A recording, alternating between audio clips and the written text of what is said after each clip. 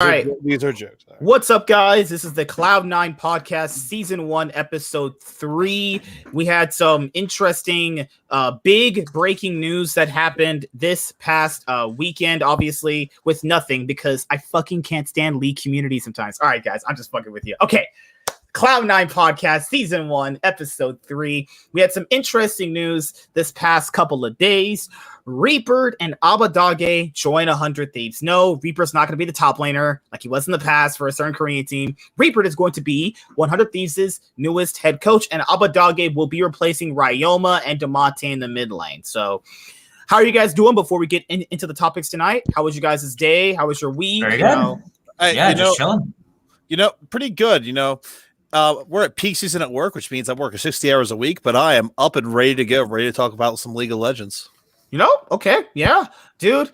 There's so many things to say with this mid lane and coaching situation for 100 Thieves, because you factor in 100 Thieves' biggest competition, in my own personal opinion, was they were competing with TSM. We saw they were literally just competing with TSM because, let's be honest here, by the end of the LCS 2021 spring split, they weren't going to compete with Cloud9, Norm, Team Liquid. So you're pretty much just competing with TSM for third. Now, with Abbedagge in the mid lane, I think we have the solidified third place team we wanted to have during this past LCS 2021 spring split. So, because like what I was saying before, it was like Power of Evil, Sorta or Spica, or whatever combination of players you want to say, those are their best players.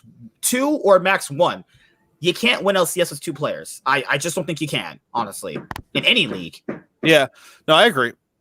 We were just talking about earlier in the year, like, wow, 100 Thieves is just one mid laner away from being a real threat to actually win it all. And with Abbedagge, I think they have it. I think they are a threat to do it. I wouldn't say they're the favorites, but especially with Reapered, who's a very good coach, I see them as a legitimate threat to as a dark horse to win it all in summer, honestly. My biggest question is, can Reapered make someday be the old someday and bring out the best of him? If he can, then yes, I think that 100 Thieves is the third place team. However, if someday really has regressed like he showed in the playoffs, then I don't think that the team is necessarily that much better off, even with Abbedagge. Obviously, they're going to be better, but I'm not sure if Abbedagge and Closer's play styles are going to gel together based on what we saw from Schalke. Abbedagge is definitely a more of a control mage kind of player. And so far, the only split that Closer's really shined has been the one where Damonte was enabling him by constantly shoving and roaming. So we'll see. I hope the Closer can be the old Closer, that someday can be the old someday, and that Abbedagge can shine. But there are some synergy issues that I see with the team. Obviously, Abbedagge is an upgrade, though. Yeah. Well, we'll see that. I personally have faith in Reaper. I see him do it year after year on Cloud9. He has a tendency to get the best out of his players every single year. I mean, the coaching staff on Cloud9 in the past definitely helped, but he, as the leader of that coaching staff, was the man being the glue for that, right? I do think he's going to be able to bring someday back a little bit. I think he's going to iron out a little bit of those energy issues. Reaper has done it too well for too long in the LCS for me not to give him the benefit of the doubt as far as coaching these guys to work and play together better. Yes, but to be fair, he was also the reason, at least supposed reason, why the spring split Cloud9 fell apart in the summer. So I mean, it was his drafting, and yes, but it was his drafting for playing things that were not even in the meta. Yeah, like things like playing out of meta champions, but or like 10 different types of styles, but never actually bringing them out when it mattered most, rather than, focusing on 1 or 2 different styles and really honing in and practicing those things. Like, there's a lot of things that he did. He's the reason Jensen left the team, why Impact left the team. There's a lot of positives when it comes to Reapered with regards to how he was able to take a team that seemed to be underperforming and Ben Sneaky and Jensen and get them to Worlds and get them to semis, and he'll always be remembered as an amazing coach because of that. But he was also the reason why C9 fell apart after that. I mean, do we actually have that as a confirmation, or is that like a rumor type thing? No. Jensen actually left because of the time he had to share between him and Golden Blue in the finals. All right. Here's the thing. I don't know if I can exactly blame him for that, because in that spring where he got benched and when he was sharing time, he was just, not playing well during that time.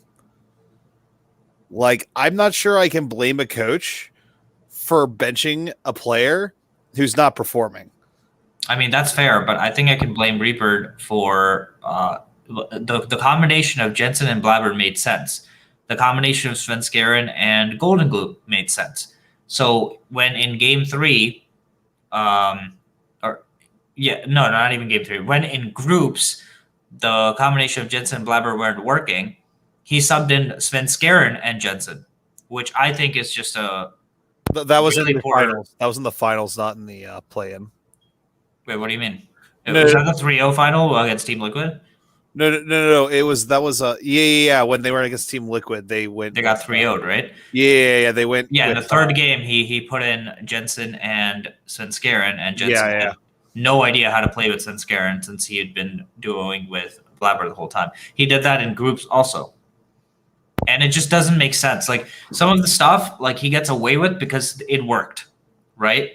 But also, like, Cloud9 bias too. It works because it won and he was on Cloud9. Like, people have this like weird inbuilt bias with people that they just can't let go of and look at things objectively. Yeah, and I think he does deserve props for being able to turn that season around. But what did it cost? I think in the long run, it cost C9 its 2 best players, and I mean, in the long run, right now I'd say we have a better mid lane than Jensen. Okay, but that has nothing to do with Reaper. I mean, sure. You're saying in the long run, in the short term, yeah, it definitely hurt.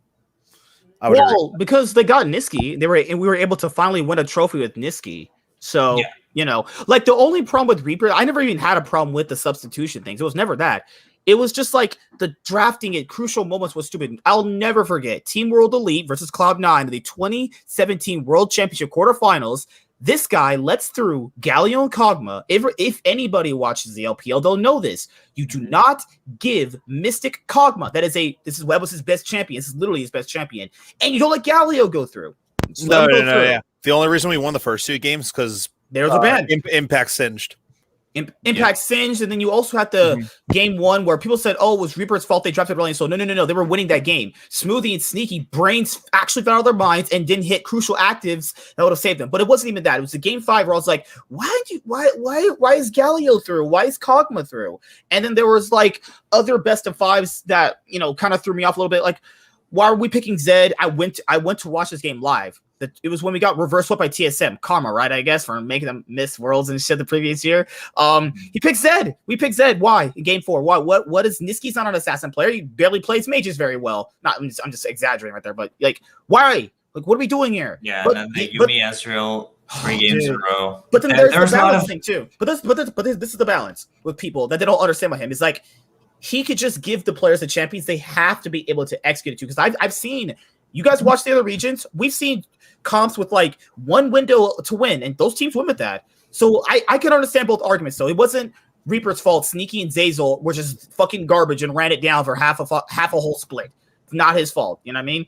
Agreed.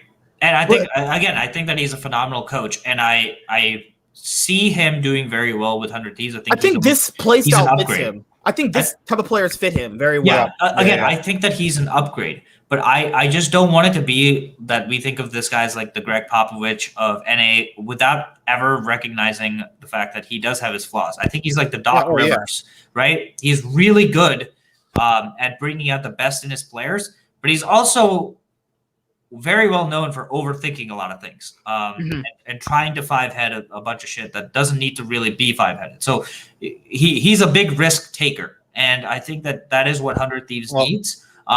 Because let's be honest, if 100 Thieves, if they're going to beat TL and Cloud9, they're going to need to take some risks. They're sorry, you sound kind of low. Do I have to turn you up? Testing.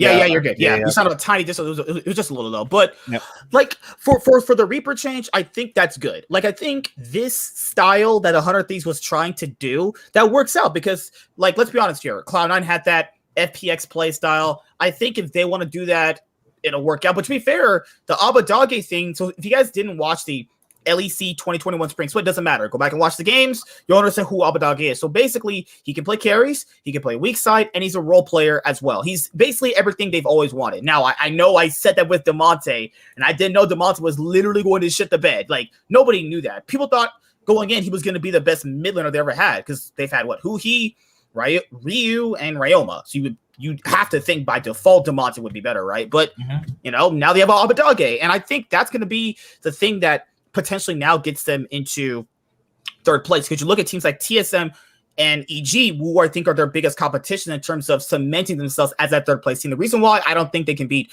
TL nor Cloud9 right now is because I just think that, to be fair, they're just better teams with better players in other positions too. They just have better players. That's just how sports work, obviously. Because with TSM, they only really have Sword Art, Power Vivo, or Spica. Lost. I'm sorry, guys. Lost sucks. Let's be honest. Lost is trash.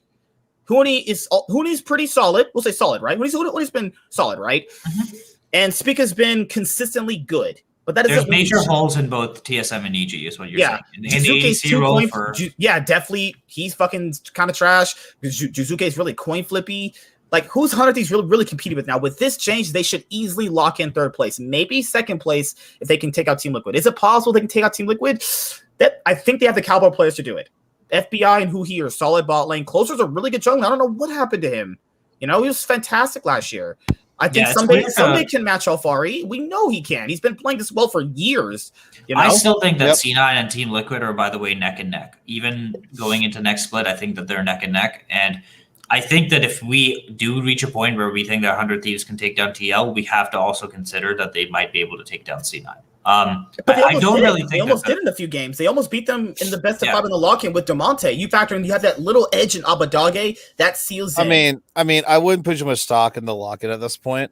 That was the point where Cloud9 was playing far worse than they ended up playing, and that was the point where 100 Thieves was playing far better than they ended up playing. I don't know where this version of 100 Thieves will end up playing like.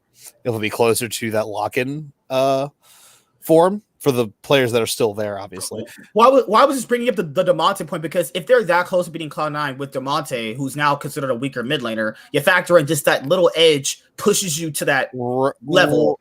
Right. I agree, but like I said, that Cloud9 team that in the lock-in tournament and this Cloud9 team that just won spring are two completely different beasts. And I wouldn't compare the two at all. I would agree, but I think that you also, if in the same vein, have to give Team Liquid some credit. If Santorin was playing, would the game have been different? We don't know. And also, we don't know. I mean, to be fair, Cloud9 did beat that team a week before.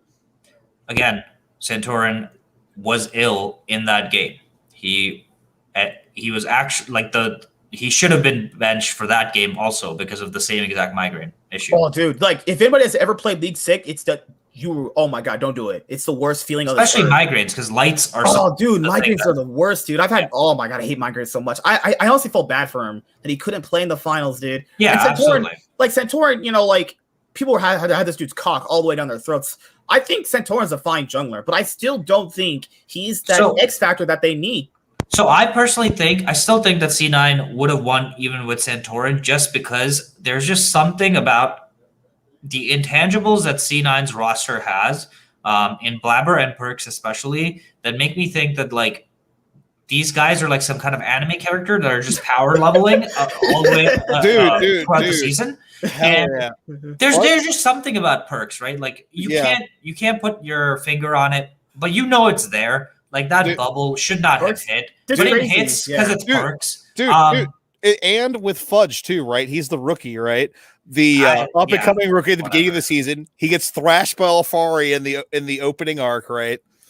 And then he starts leveling up. He starts leveling up until he can stand toe-to-toe in the final act, dude. It's a fucking anime, man. I mean, like, I have to. I'm not going to not give him his props, considering he's literally won every single official thing he's ever been a part of. So, like, the only issue I had, right, was that I got so disgusted with people, not you guys, just people talking to me, going, well, like he improved, so that's okay. So what's the point of making analysis then? If he exactly. improved? And this is my biggest issue. It's so like fucking stupid. He is still like, if you looked at that final series and you left at the end of the day after the final series and said that Fudge diffed Alfari and that's it. Like, I'm sorry, but you don't understand the game. You don't understand the game at the highest level. Well, it's even with this was a Blabber diff. Or, dude, it's even with other players too. Like, other players have this too. Like, well, now Abbedagge is good, but back when he first started on Schalke, he was trash. So that doesn't matter. You can't just erase him playing badly when he first started. Like, people just, I don't care that he improved. I'm glad he improved. That's not what I'm saying. What I'm saying is, like, when you criticize a player, you're criticizing them for that game in that moment at that moment in time. So if every argument is, oh well, he'll get better, he'll improve, why have discussions then? What's the point of having a discussion? Yeah. My point is leaving the Cloud9 TL series is that Fudge is no longer the player you can just make a game plan around abusing. That's the important part. You can't abuse him. That's fair. Anymore. I agree with that. And I like that. Fudge should understand this. No, or not. He knows he's going to watch this, but yes, understand this. Sometimes in teams in league, it's not always about being the star. He could just be a really good role player like Impact. Well, no, there's nothing wrong with that. Impact's won multiple championships. And he has definitely won a world title like that too. And he's definitely gotten way better at playing the weak side. He's definitely gotten much better at working with Blabber, whether it's, I personally think Blabber's gotten a lot better at enabling his top lane. Top lane, yeah. I don't think that this was a skill that Blabber had last split. I don't think that he ever played to Licorice's lane like he's playing to Fudge's lane. Well, he didn't need to. Licorice was really good on Cloud9. Well, I'm saying that he was still exposed, right, by Broken Blade against when they played TSM. Like he literally lost them the game. Like there were games where like literally Licorice would just sack his lane because he knew Blabber was never going. How many times did we see Licorice die first blood, even in that spring split? Even when he was winning lane, he would just die. And the thing is that Licorice would just be okay with that because he knew that if he didn't do that, if he didn't take certain risks and possibly get first blooded, he would just fall behind in a way that wouldn't allow him to ever help his team. So Blabber's gotten a lot better at playing to his top side when the top side needs him to be there. He's gotten a lot better at recognizing that. I think that the mid lane has gotten a lot better at recognizing when the jungler needs to be pressuring the top side of the map. I think the team as overall has gotten much better at enabling top. And I think that Fudge is obviously someone that you can reliably, go to when it comes to setting up a gank. He understands the fundamentals of that. And so absolutely, I got to give him props to how well he's playing with Blabber. And their synergy together has been immaculate. And I hope that it keeps improving, just be especially a good at MSI. Because you know how people like Looper get made fun of or other players like Xiao who get made fun of because they're role players? These are some fucking bronze people talking like that. Being a role player on a team full of star players, you don't need you. That's what you do. Yeah, that's literally, if you played any sport in your life, you would know that it's not always about you. Sometimes it's good to let the other person quote unquote carry you as long as you're doing your job. Then I think it's fine. Yeah, which is why, by the way, let Fudge be the best Scion player in the world. That's fine if a team keeps winning championships. Yeah. Here's the thing: every single football team needs an offensive lineman, right? They need the lineman up front. They're not flashy, but they do their job. Fudge is fat, you asshole. Yo, you think offensive linemen in the NFL are overwhelmingly fat? Well, yo, dude, you're for a fucking surprise. My view is like, man, me back in high school, I was fucking fat. Yo, no, I was fucking big. Like I worked out a lot in high school. I played football. Yeah, I don't know. Like, I don't know if you guys watched the LPL finals. I sure did. Yeah, I was actually trying to do analysis with EO on it and just like watch it minute by minute by minute. And dude, what I was like at the end of it, I was thinking, and I'm like, holy shit, thank God FPX is not going to MSI. Because I do not want to see Fudge versus Naguri. That is not something I want to see. Oh yeah, dude. I don't even like Xiaohu. Fudge could probably it's hard to say. Fudge could probably beat Xiaohu maybe on his. I don't think he can beat him. I don't think he's gonna get abused against Xiaohu. Oh, Naguri is so fucking sick, man. Did you see that Aurelia game? That 4v1. Oh, good. My god, he's so he might be the best top laner in the world. He's not going to that tournament, which is insanely good for C9. I actually think that matchup gets very, very interesting if Sven can play very, very safe against Gala. But before we move on to LPL, so your guys' just last thoughts on 100 Thieves and them getting Reapered and Abbedagge. I think it's way better for them. And the last thing I'll say for my point is stop asking for Damonte. You guys know he's not coming back. Stop gambling over him. Who the fuck is asking for Damonte? Oh, who? You should see these comment sections I'd be reading. It's like, oh, you guys did Damonte so badly. Actually, it was kind of funny. Someone actually broke down it for me. I'll read it in just a moment. Okay.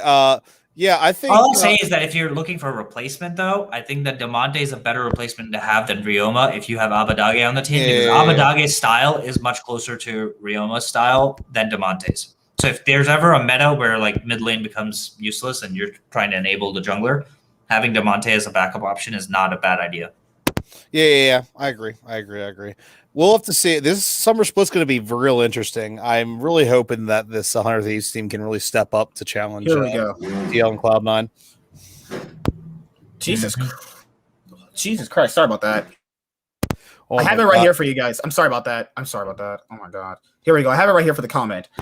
Holy shit. Explain how Ryoma is worse. LOL. Damonte doesn't play mid-mages. Galio, TF were nerfed. And champions like Kiana are just bad. Damonte and 100T were losing and were 3-3 when he was benched. He was the worst laning mid laner in the league. Ryoma also 3-3, except plays mid-mages. And in those 6 games, had an above 5 KDA, where in Damonte's last 6 games, he was under a 3 KDA. So Damonte was losing lane, was losing mid-game, and his late game was pretty poor. Okay. I'm pretty sure that guy summed it up. Let me try to explain why I think that that's the type of analysis that can get you into trouble if you're the GM and you think that way, it's going to get you into a lot of trouble. And here's my opinion why. Damonte was losing because he's the only person on the map that is taking anything as a sacrifice for the rest of his team. The entire team is trying to get themselves ahead. Someday is playing lane to get himself ahead. Bot lane is playing lane to get themselves ahead. Who he is roaming, I agree, but his roam timings are more about trying to secure dragon and pressure with closer to invade. But like Damonte was the only one on that team willing to make sacrifices. When Ryoma came in, he lost lane less hard compared to Damonte, but now all of a sudden you have an entire team that's trying to get themselves ahead and never playing together and never trying to sacrifice for one another. There has to be a weak point on the map. You can't have 5 strong points on the map at all times. That's not how League of Legends work.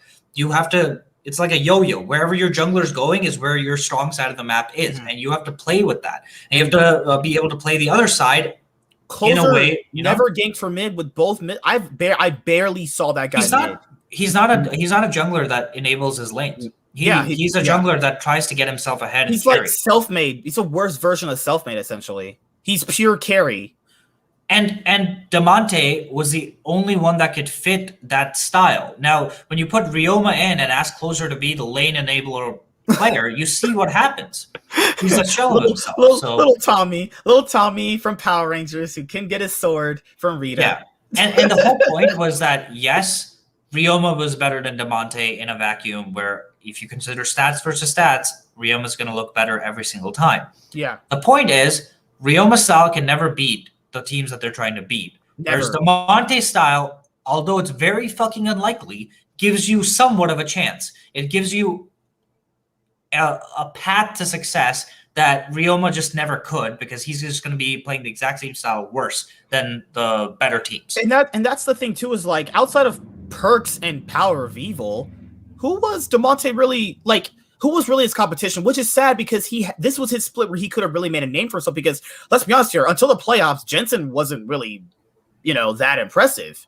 Honestly, yeah. His only competition was like basically Perks and Power of Evil. He inted lane against Jizuke that one game. Jizuke, Palafox, Insanity, Blaze Olive. Like, what's his competition here, dude? Come on. He had every chance to split with how badly Jensen underperformed in the regular season. As badly as Shizuke played in these games, holy shit. No, I agree. I agree that both of those mid laners underperformed, and we literally only had 2 good mids to split. We were debating on putting Jensen in our third team, but how badly he played in the fucking regular season, man. I was like, do I really got to put Jensen here? I love him. I met the guy, talked to him, but oh, hell no, dude. He played bad in the regular season. You know what I mean? Yeah. That's fair. All right. Now time to move on to the LPL 2021 Spring Split Finals. Kofta wanted to bring up some games. My boys RNG won. Royal never give up, baby. They're your boys, really? Yeah, dude. Yeah. Xiaohu, he roll swap mid lane, went to top lane and won a title. So it proves in this game, it proves Perks roll swapped, mid to ADC won. Xiaohu did the same, mid to top and won. I gotta say, guys, this is another situation. Once again, working too much to do on the weekends. I did not watch this. As such, I don't think I can really give any commentary on this. You can just go over the games and plays. You don't have to leave. You don't really have to leave. Okay. All right. So do you as long as you have eyes. Hold on, let me check. Are you Stevie Wonder's brother or something? Put up here, Ravioli, all you have to do is watch this play. I'm not even going to commentate. Just watch and enjoy. Okay. Here we go. There we go. All right, let's see this.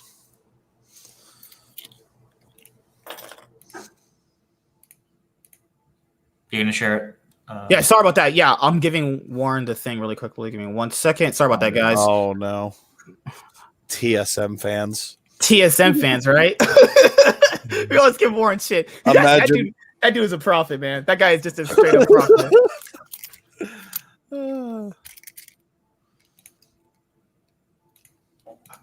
Here, actually, take the second link. Take the here. Okay, let's go. Oh my god. Are those MHA Funko Pops you got in the background over there? Oh, hey guys. What's up, Krillin? What's good, dude?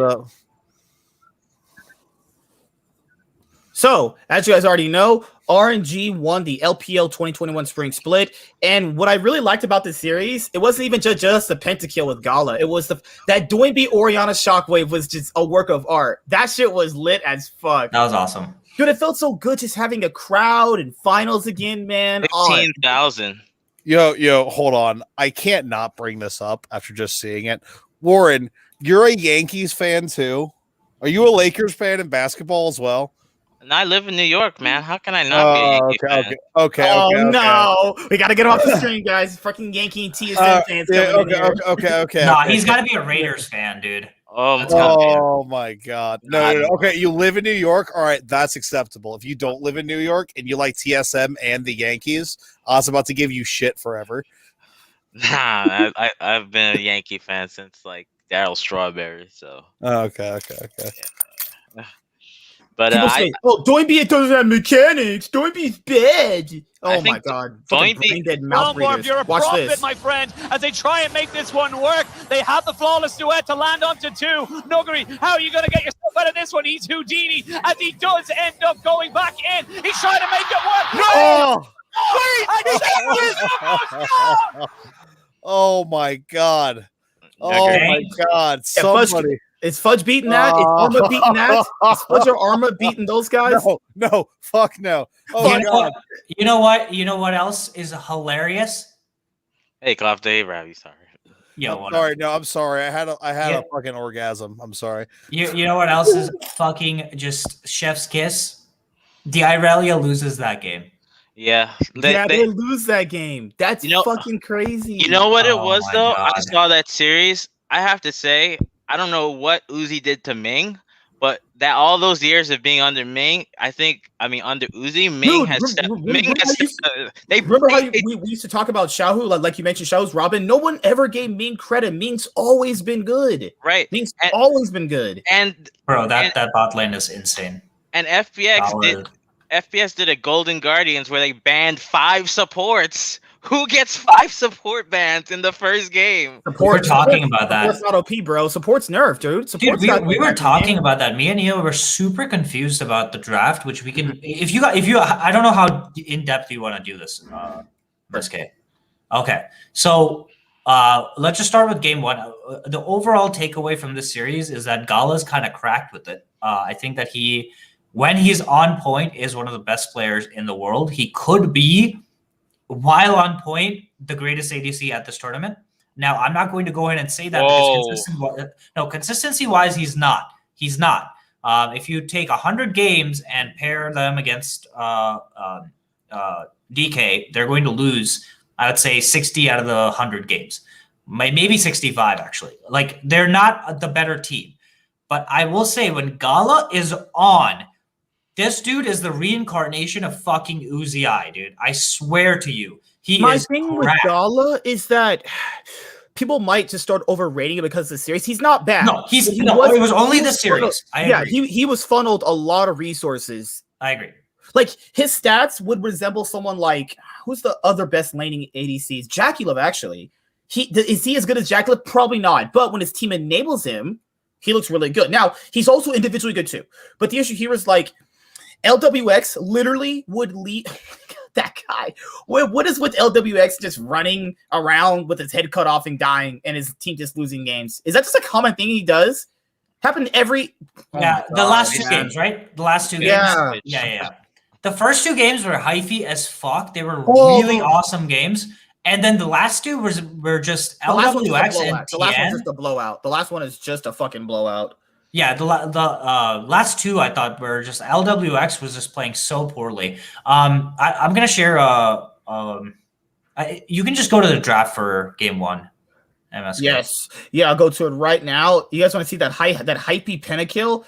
That hypey pentakill that got me. I was like, what the fuck? Yeah, what is going on, dude? All right, so let's go to game one. Bring up game one right now. This is a banger. Like, you guys know FPX lives, but this is a banger. Even if you don't watch LPL, just watch this.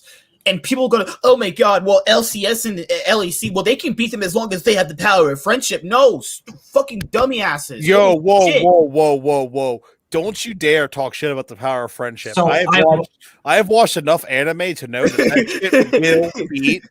Like, dude, but you have I will say, though, MSK, I will say this. We, as a Western fan base, are fucking really happy that FPX did not make it. My thing is, like, these people go, well, yeah, you can beat them with power of friendship. Guys, these are just the better players. The reason why they're called upsets is because these people that we have should not be beating people like them. Yes, they're just they're still going to be upsets. They're still going to be upsets. True, I will tell you right now, there's a much better chance. Like, I'm talking, we have a 30% chance of winning, which I would say against FPX. And against like FPX, so I would say it was like a 10 to 20% chance that we would win. So as you guys already know, we do this every single week since we started the new show. We're gonna run down the drafting phase. Everyone always criticizes draft. Let's run down the drafting. As I mute my mic because the door's getting in. So you guys have at it. Let's see. So wait, what did they pick above Tristana? I can't. Let's start with the bands here. Okay. So you see the 3 support bands and the Kaisa Lucian band, right? So pause it right here. 100% agree with the Hecarim pick. It is the best enabling jungler besides Udyr. Udyr or Hecarim, in my opinion, are good. I think that getting Hecarim is slightly better on blue side because you don't have the first pick on the second rotation of the draft, so you don't get to always pair it, and Hecarim pairs better with other champions. Yeah, assuming if Hecarim happens to be banned because your opponent didn't ban 3 supports, I also think maybe the Lilia would be a good pick here as well. Yeah. So now the RNG thing completely got me off guard. I was just like, what is happening? So pause right here. The Tristana makes a lot of sense. This is a super aggressive early game comp already. Like, it's super obvious what they're trying to do here. Here's the thing, though. I don't think that they picked the Jace. And I was telling this to EO. I really don't think they picked the Jace to win top lane, which is what normal people play Jace to do. I think they gave Jiahu the Jace to mitigate how hard he might int against Nuguri. Like, by giving him an early game pick with range, I think that he would lose the lane less severely than if they gave him another pick. Now, you'll find out as the series goes on that it doesn't matter how fucking far ahead Nuguri gets in his top lane. It never fucking matters, and FPX is just playing with an ADC that seems to have disconnected his brain for the day. But in general, I think that this was a smart draft. in terms of preparation. They wanted the early Jace to force the Irelia, because that's the counter to Jace per FPX standards. And what that causes now is there's already 3 support bans, right? They're going to have to pick their ADC, and now they have to pick the Irelia. Ideally, they pick the Xayah Rakan. If it wasn't for the top lane pick here in the Jace, they would pick Xayah Rakan here, and they would be very strong in the bot lane. But now, because they have to pick the Irelia because it's going to get banned in the next phase, it creates a really, really problematic scenario, which you'll see. The lock in the Irelia here, I think they get Udyr as the 3rd pick because they need to make sure they get a solid jungler. It's Udyr for sure, right? Yeah, it should be. You can just like hit forward here, MSK. Now they banned the Rakan, and now you only have 2 good supports left, Leona and Nautilus. Those are like the top tier supports. You'd think there's such a giant fucking pool of supports. Why would you ever ban support? They somehow get to the point where they are actually forcing the enemy team. Too. Don't forget, Gragas is pretty good still as a support. Yeah, but not in the team comp. Not in this. Not with Xayah. You need a follow-up engage, not a like, even if you were to knock up the Tristana, she can buff or jump out. Even if you were to knock the mid laner in, you don't know who that mid laner is. So if it was Victor that you're playing against like Gragas, that's fine, because then you could knock the Victor in, things like that. But against Tristana, you really don't want to pick the Gragas, ideally. So now they ban the Leona. The only support that's left that's top tier is Nautilus. So obviously, because they're red side, they get to pick Nautilus, right? And FPX rounds out this comp by saying, okay, the only support that synergizes with what we have is Galio. We're going to lock in Galio and go from there.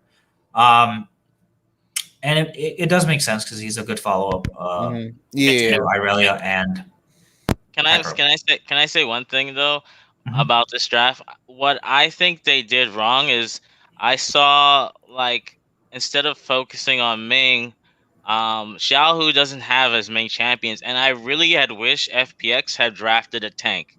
If they drafted a tank in 2 of their games, they win these games, because Irelia kind of falls off. Oh, by far. If you had like but do you think that giving Nuggery, you think putting Nuggery on a tank, like, is like Nuggery's Nuggery has played. He's played.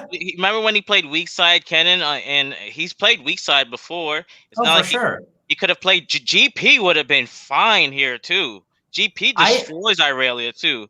Actually, do you think though that playing to your weakness bot is the way to win? Like, because LWX is without a doubt the weakest player on this team. Well, like if we go after this game, well, I just want to say, because I know you want to finish. I felt like RNG did the smartest thing. They attacked Nuggery and they baited Nuggery. They literally baited, like, okay, we know you're gonna pick the counter pick, so we're gonna get, like you said, and now you have Tristana, J. So no matter what you do, you can move Tristana bot, you can move Tristana mid. That gives you the luxury of putting Jace and Tristana wherever you want. So now Nuggery does, like, it's still a pretty decent matchup between. It's more of a skill matchup, right, between Jace, though he's supposed to lose it. So I think RNG, they went with a great focus. They really shut Nuggery down because, as we saw, it was just like LWX couldn't come in the clutch, right? Mm-hmm. I 100% agree. I think that the issue, honestly, for me was, Yu-Gi-Oh cards. Interesting. My issue with this game, or not this game, but this series, wasn't actually Nuggery or Doinb. I thought that they played really well, personally. I thought the person that really let me down in terms of expectations versus what I saw, because I didn't expect much from LWX, even coming in. I expected a lot out of TN. I thought that this guy was a absolute stud jungler. In the previous series, man. He looked like a god. Yeah, and he overthought everything game 2 onwards. He had such a massive lead top lane in some of these games that he thought that the way to win the game was to leverage the top lane lead by putting the enemy jungler super far behind and counter jungling. I've seen Blabber do this, by the way, earlier on in the lock-in tournament, and it doesn't work. It doesn't work as well as you think it would against like Spica and stuff, where he tries to like quadruple buff and ends up putting himself behind because he's trying to counter jungle so much. And what happened was Wei would just play the counter engage style and just be like, okay, I'm just going to go to the opposite side of wherever Tien is and try my best to keep up farm into the game. And once we get to mid game, we just outscale them and have a better team fight because our ADC is just gapping their ADC. We're just going to have a much better a mid to late game than they will. And this was their strategy going into game 2, 3, and 4, which is that Tien would constantly keep invading and trying to pressure the Hecarim or the Udyr, whichever side of the matchup they were playing on, to fall behind. But even if that happened, the enemy jungler would just go on the other side of the map and be completely fine. I would have liked to see Tien use his pressure to just put himself ahead and be a lot more efficient with this pathing.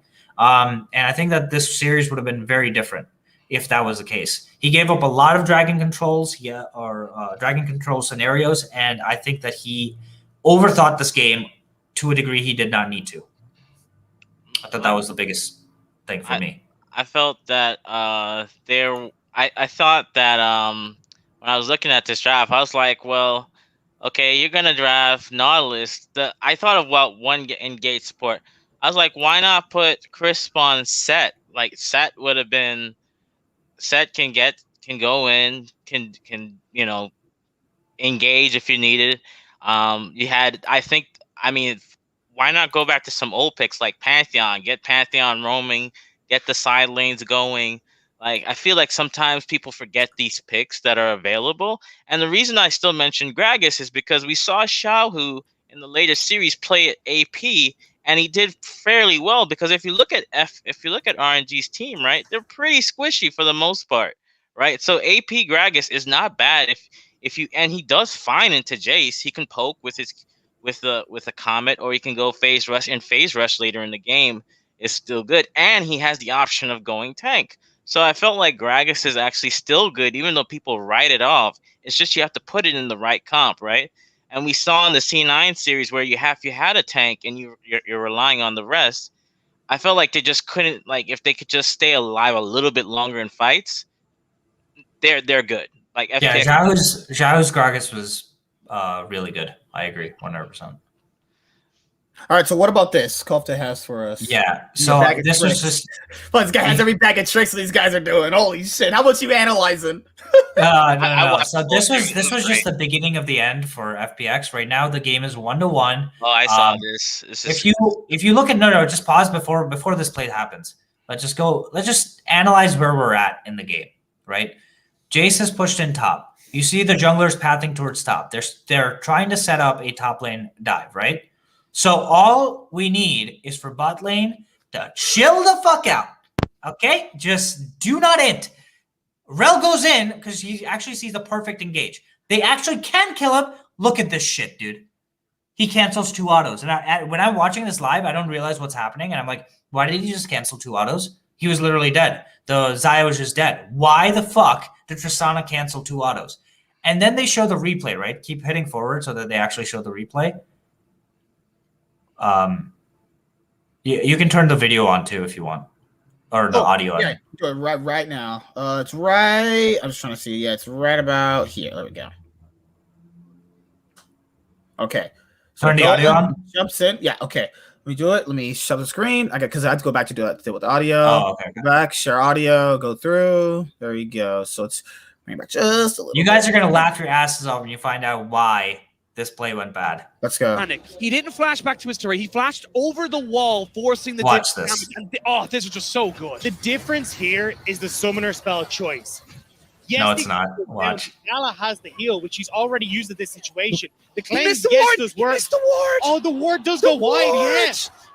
So the ward goes wide. You get the extra health coming out from that heal. He missed the ward. And here, unfortunately, takes that step too. Oh, Jesus Christ, man. What the fuck? That's so sad. That's so sad. Bro, Gala was gapping him so bad he's blind. He's blind. Regardless, the Tristana should have won that. Which brings me to this question. Do you think they're going to do something about Tristana? No. Because currently she's just like like one of the strongest picks in the game, one of the most flexible picks in the game. She's like the Frank's red hot sauce of 80 carries. I'm gonna keep saying no. Because the problem is that the only team that responded again with Tristana well in the LPL tournament was IG with Varus. Varus can destroy Tristana if you know how to play it right, but you have to have faith in your ADC. And I guess they didn't have faith in their ADC, and they wanted to rely on the late game.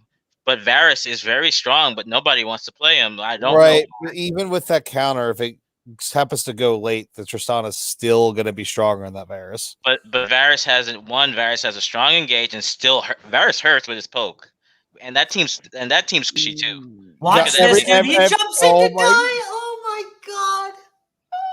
I mean, LWX. That's so bad. Who's gonna eat a Varus Q so easily on that team? I mean, you can dodge Varus Qs by using your mouse. I'm not saying that. I'm not saying you can't do that, but I know every time I hear poke, right?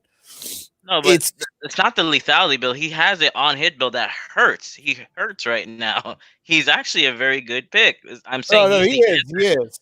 He is. I'm skeptical that he's the answer for Tristana because I just don't think there's an answer for Tristana at the moment. No, he is. He is he outranges her, so he should win lane against the Tristana with the right support. It all depends on the support, but Thresh Varus, for example, win lane pretty much against anyone. Or Varus Kench is annoying. So like you could have a winning bot lane. I just don't know. It's one of those things where people need to catch up on it, just like how they caught up with Seraphine, I guess. So, I agree, and I'm very that's absolutely perfect analysis. I think that Varus is underutilized by a lot of regions, and I'm not sure why. I think that Varus is very strong in the meta right now because he doesn't just do well into Tristana. He also does really well into Varus. He does well into Xayah. So the thing with Varus to me is he's like Jace of bot lane. You gotta win early. It's not like he's useless, but then again, his actual value is just degrading as more as you don't win early on. He's a mid game AD carry. He spikes in the. He's just like Caitlyn, except more useful. He's a bit more useful than Caitlyn. I think Caitlyn scales better.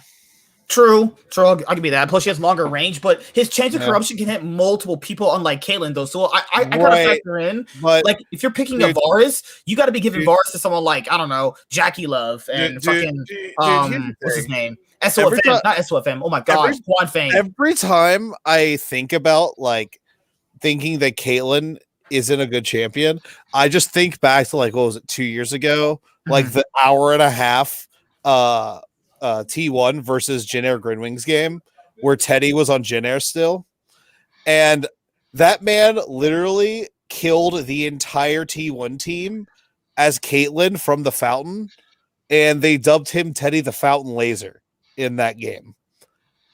And every time I think about Caitlyn, she's all right, but her scaling isn't that great. No. You know what's crazy? I just can't. Well, the other nice thing is that the FPX has now, with getting second place during the LPL 2021 Spring Split, they put themselves in a good position to obviously make it to World. So, yikes! My issue here with some of these top LPL teams is that they could clearly get a better ADC. That you clearly can. That you don't have to settle for LWX. I don't care about his world championship win. I mean, he's not pleased. He was not the main factor as why they were even doing good this year. Yeah, I will say that mechanically, these were some of the most amazing games, especially the first two games. Mechanically, I don't think that we have a chance. I don't think that we have a single player outside of maybe early game Blabber who can. That's also factoring in. He's going to take out Canyon and people like Way. No, not against. No. I'm not comparing DK. They're a whole different beast. Oh yeah, they're not just mechanically good. They're also good at macro. That's our next prediction too. Is virtual our next topic lands right into that. Our MSI 2021 prediction. So I was actually talking to my friend about this. He's like, well, we're kind of factoring what do Cloud9 have to do to be let's start Danwon and Kia first. So you factor in let's go lane by lane, right? So Con versus Fudge. probably Con favored, right? Blabber versus Canyons. If Con doesn't yeah. And you also have Canyon versus Blabber. It's probably going to Canyon. Showmaker versus Perks. I would say it's relatively even, but I think it just depends on the day because I think Perks could beat him, but the problem here is like Showmaker is going to wipe the floor. Laning wise, no chance. Laning wise, no, he's getting his ass. It just depends on the champion you give Perks. That's all. That's the best thing Perks has against him. The bot lane is where they could win actually because Sen is better than Ghost. But that's the problem. Barrel is just about as good as Vulcan. That's the problem here. Yeah, it's like I think they win the bot lane. Here's the problem. Here's the problem. You don't think Ghost is better? You think Ghost is better than Sven? Hell yeah. I think that as a combination, that bot lane is way better. Way better. As a combination, yes, for their team because they play they're the role players, right? Here's the problem. I just don't see bot lane as being super important for these games, really at all. It seems like most of the games I watch, right? It seems like most of the advantages for teams and the way they're winning. It seems like most teams you're getting advantages and pushing their win state through mid and top. Through mid and top and jungle. Like bot lane to me is just sort of existing right now. And just sort of just twiddling their thumbs till mid games comes and they start fighting that's around. My thing, dude. And that's my thing. It's like, yes, I do believe in the bot lane. They can potentially win through there. But if you play through bot lane, Khan is actually going to rip open Fudge's asshole. This guy does not know how to play literally from behind. Khan literally cannot play tanks. I don't care what tanks. He actually is just super shitty at playing tanks. He is always going to be up ahead. Listen, he also dies as much as he's ahead. I'll make a perfect analogy. It's one of these balancing where, like, as much as Khan's ahead, he also dies a lot too. Because I'll make the perfect analogy, okay? Damwon Kia, just for any teams that have never watched the Korean teams play, Damwon Kia is the equivalent of Team Liquid's play style, except they have the greatest jungler in the world, and they have a bot lane whose ADC is not going to Tristana jump in your face. They have a very similar play style in that they play to their carry tops. They are playing, they're like Cloud9 but better. They're just better than Cloud9. And here's another thing: they have a mid laner whose champion pool is an actual champion ocean. Like you know that Perks can play ADCs. Yeah, dude. Showmaker can literally play fucking Nocturne mid. Okay, like this guy can play anything. Hell yeah, sign me up for that shit. Give me some. So they have the draft advantage. If you gave me like a script and it said that somehow C9 wins against a DK in this one best of one game in their group stage or whatever, and like you told me that this is going to happen in the future, answer how it happened. Like try to figure out what the recipe for C9 success is.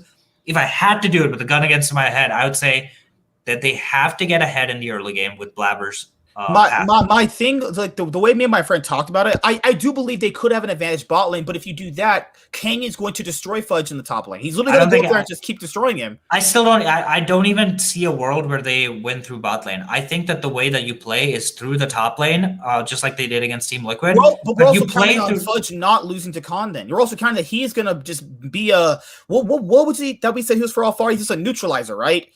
Like, yeah, but I'm saying the make top lane a blabber diff is what I'm trying to say. Like, yeah. I don't think that Canyon is going to be trying to babysit Khan. Maybe he will, but I don't think that's his strategy. Canyon usually plays to get himself ahead. He plays the jungle extremely efficiently, and I think that what Blabber needs to do is play the jungle like a poker game and gamble on certain aggressive roams and certain roam timings, which are suboptimal for him, but will give his top lane an advantage. And I think that's the way you beat DK. I don't think that it's a repeatable because the argument for people is like, oh well, it's the best one, anything can happen. New people are morons out there if you think that. Anybody with a brain knows that. Yeah. These guys are just better. That's First of all, like, remember when CLG couldn't win a game a year against ago? SKT?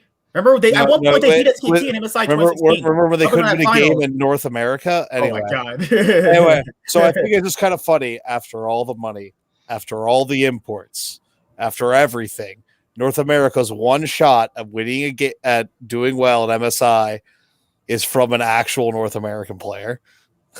I would say it'd be from Perks, but you know. I mean, I'm pretty sure if we're gonna win a game, it's because Blabber just go completely insane. Listen, dude, Perk still has the anime protagonist script writing shit going for him. I get that. Well, he just won something, so now he has to have the downward arc before he, Yeah, he does counter Korean teams, but listen, he's never countered Damwon, okay? I will rest my case on that. Yes, he's the Korean killer, but this is a different beast. This is too perfect. Like, you know what's so crazy about Worlds last year? Showmaker actually would die a few times because he was super over aggressive. It didn't even matter because they were just beating your ass every single point of the game. And people were like, oh, well, they're not the same. You are all, oh my God, this dude. He was like, oh, they're weaker now. You are a moron. I can tell you to watch the games. I can tell you to watch the games. And the thing with the FPX versus RNG series is that if I just looked at it objectively, I can still see holes in both teams. I can actually say that, hey, Xiaohu is not playing very well top lane. There's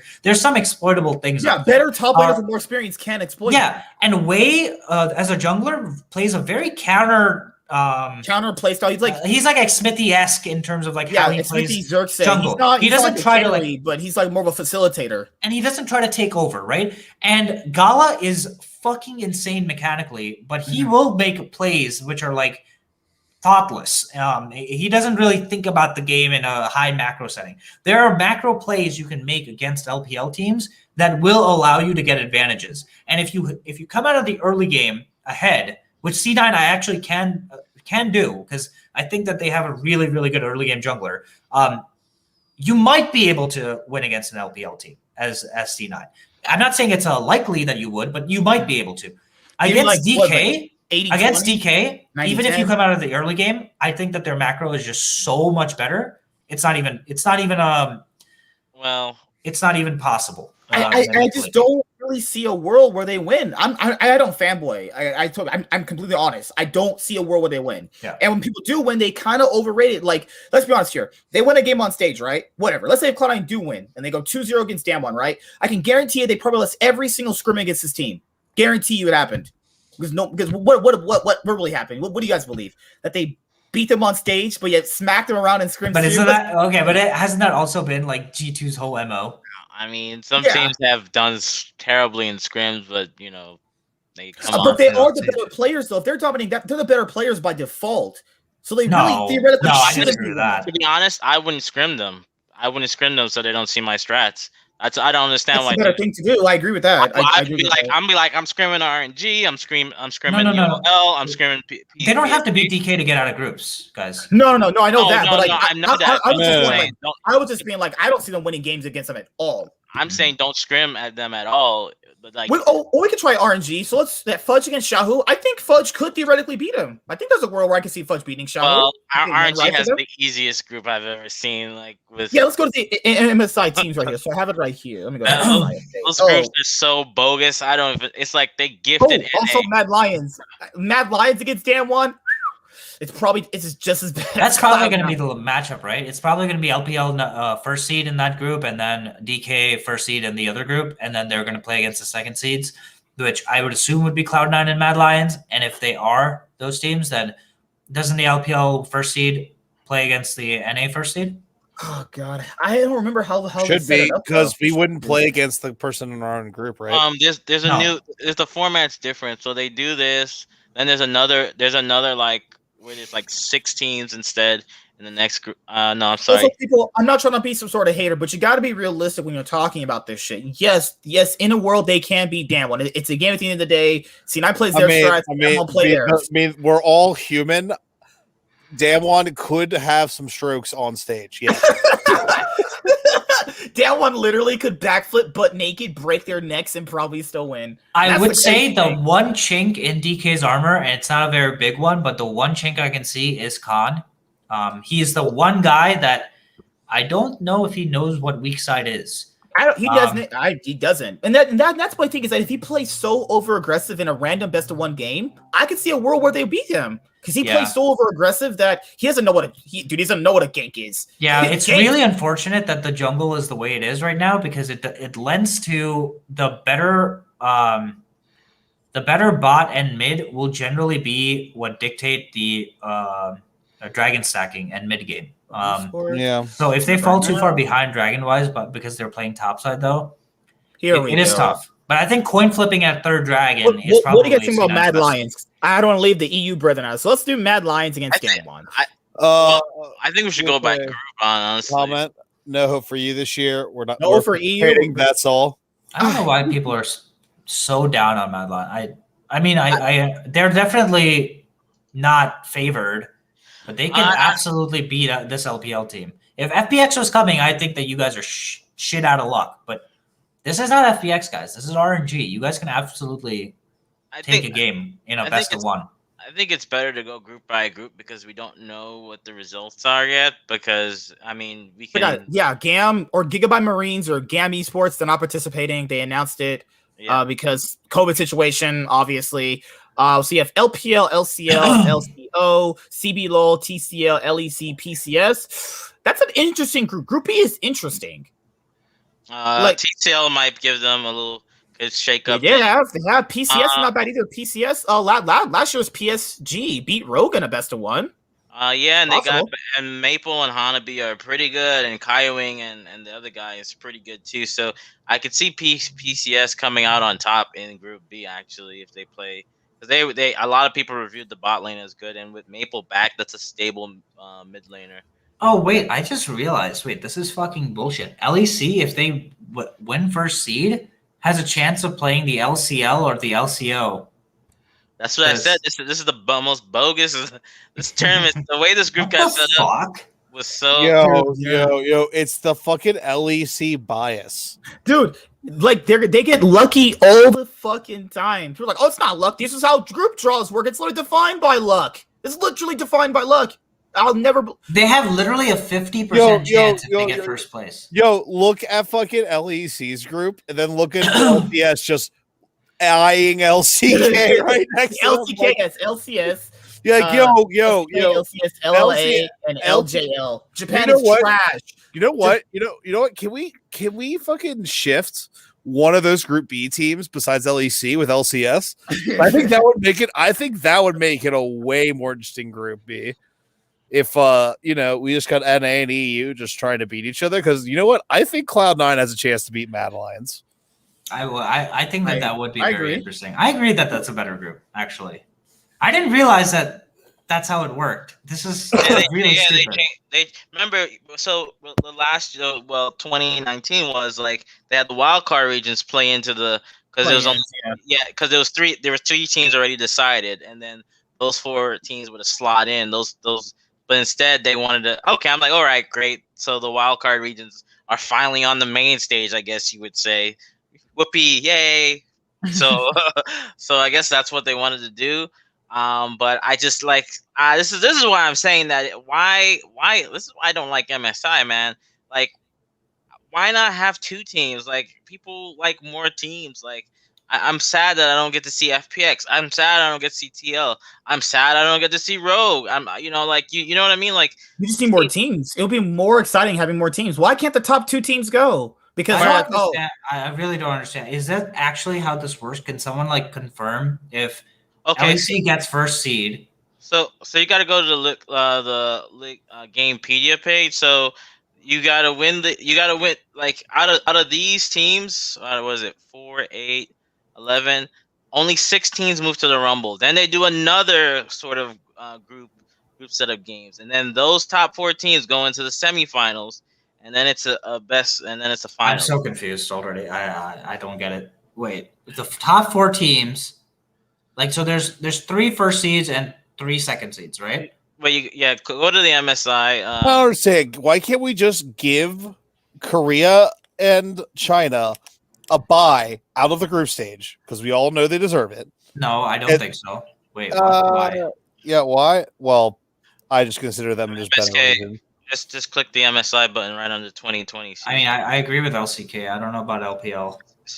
Bro, so it's to the right, my man, right under 2020. It's right there. Wait, what? What are you saying? Oh, my bad. I was looking at something completely different. What happened? Where is it? Where is it? MSI under 2021 season. 2021 season. Oh, it's right here, right? There you go. My bad. Sorry about that. I was literally looking at something completely different. All right. Okay, so where'd you want to go? I'm just saying this would be a little simpler. You see where you have EU Masters? Click on the MSI. All right. Okay, now we're here. We got there, boys. We got there in the end. Anyway, I'm just saying it'd be real simple. Just out of these group stages, we picked 6 teams, gave the top 2 teams buys, and then had single elim. Oh, it's a double round robin. Yeah, it's a double round robin. They're doing it, which is like because the wild card. I don't know if the wild card regions moaned or whined or complained or whatever. So now there's no more of a wild card stage to get into the main stage. So now everybody's participating, which is like, okay, cool, fine, whatever. But like. We know, like, do you guys really think Pennant GG from OCL is gonna beat RNG or UOL is gonna beat RNG? Like, come on, man! Like, that's just doesn't make sense to me. Okay, so basically, all three of those groups have a double round robin, and then top 2 advance from each group, and then there's another double round robin with the 6 teams that advanced, right? And only 4 teams advanced past that. Oh, right. That's completely fine. That makes sense. Because I thought that the best of 5 started right after the first initial round robin, where the number 1 team would play against the number 2 team, and I was like, that's not fair at all. But okay, that's fair. Here we go. All right, so let's make our bets right now. RNG's. I think this is exactly how it should go. Group A is exactly how it should go. Yeah. All right, this is exactly how it should go. I've never exactly how it should go. Okay. So is anyone making any changes to their predictions so far? Yeah, I think that Nation Focus Me beats Infinity Esports. I was about to say the same thing. That Nation fuck me. I think that Nation Focus Me could probably pull off an upset or 2. Japan was highly kind of like. Oh, they get their revenge against Cloud9. They're in the playing stage. I've never heard of Istanbul Wildcats, so that's a no-go for me. PSG could come out top, honestly. PSG, yeah. Wait, they had Maple? Unified Maple and Kaiwing are pretty solid players. Wait. So is there no advantage to being first or second seed? Not really. Really? No, not really. The only difference is, like I said, they just added the wild card regions. That's all they did. So basically, there's no playing stage. It's just all teams start playing. That's pretty much it. That's pretty much it. So you're getting more games, and essentially you're getting more games and more teams involved. This is the dumbest fucking. Okay, whatever. But there's literally, it doesn't matter if you're first or second seed. So but there's no playing stage. Cloud9 beats DK. Like, they get no advantage for it. Well, their advantage of being with Dam1 is that they don't have to face them for... No, you still do, because in the next round... Yeah, you're in another... Cloud9, just because they have their ass kicked, and, they can be 4-0 by Dam1. That's going to be depressing as fuck. And they're going to go, huh? Well, back to the drawing board. All right, Perks, shipping you off for $11 million. Hey, let's bring in... Focus me. Get over here. We're renaming you Misplaced Aggression. All right, so I'm calling it right now. If Cloud9 lose to Dam1 4 times, then they're gonna start buying Ryoma. He's gonna be able to gap Showmaker. Dude, I think Cloud9's best chance is to bring in a sub, because that would maybe confuse Showmaker. Bring in Ryoma. As long as you bring in Ryoma, you bring in little Tommy. Ryoma could definitely gap Showmaker if Showmaker didn't have eyes. I think it's possible. But would Showmaker? No, I can't. I can't even think of a way to find it right now. The Showmaker is just going to destroy whoever we put out there. I think got my boy BRTT. He's playing. Oh shit, nice. Yeah, this is super freaking dumb. By the way, that they have only 3 in the first group, and they couldn't get one more team to be here because Gigabyte Marines couldn't participate. Yeah, Gigabyte Marines was going to be in the Group A, which would have made Group A much more fun and interesting, because we would have saw Levi back again, and he's a pretty good jungler, and Vietnam's actually one of those regions that I could see taking a game off RNG if they don't play really well, like just maybe one, but that's why. So when does MSI start? May6. Bring a second team from some region then. So not this week coming up, but the following week. Okay. They're gonna play. Cool. I think that group 1, that first group will play more games instead. Yeah, you're gonna have to. So all I want from this group stage, not even from the games, I just kind of want some stuff. Why is that when we have... Remember back in MSI 2018, they gave you the icons for the teams and you could flash them? Why don't we have that anymore for MSIs? Why is it only just for Worlds? Give us the icons for MSI. That's me being a fan. But they'll give us the icons for MSI. Okay, thank God. Like, is this like a Cloud9 focus one? You know what I mean, dude? This is just some cool shit for it. And why don't you have like skins for winning MSI? Why don't we make it more interesting? Like you get skins, something. It's just always the same thing. You know what I mean? You know, one of my favorite things about the Worlds, what was it, 2018 Worlds, was like the championship skins. I forget what it was. It was a Kazakh skin, right? Oh, and there was a different Kazakh chroma for every single team. Oh yeah, and I got the Cloud9 Kazakh skin. Now you have to give it to me for free. Nope. It's mine. I will pleasure you sexually for it. I actually play Kazakhs, so no. What do you mean? Oh god. I mean, all right, Cloud9, you're our best chance. What if Cloud9 just win MSI? In a hypothetical world, they win MSI. What if they don't even make it to second round, dude? You know what? Slitting my throat never felt so good. That'd be a buyout. That'd be a buyout. That all right, Perks. I guess you weren't worth it. But like if Cloud9 win MSI, Perks is undefeated at MSI now. I will say one thing: if Fudge does fine and gets them to the next to the second group, I'll be like, okay. Fudge is at least a top 4 NA, but I'm gonna get that number 3 out of you. I'm gonna pull it out of you one of these days. I don't crown a king until they've won. Until they have until they've won. Sorry, what? What do you think until they've won? He just did. I mean, let's all be real. Everybody on this desk can realize that LCS is a crown that nobody really cares about. Let's be honest about that. That's not true. Perks clearly cares because he came over here and got Zen. Zen cared too, but I meant like, for instance.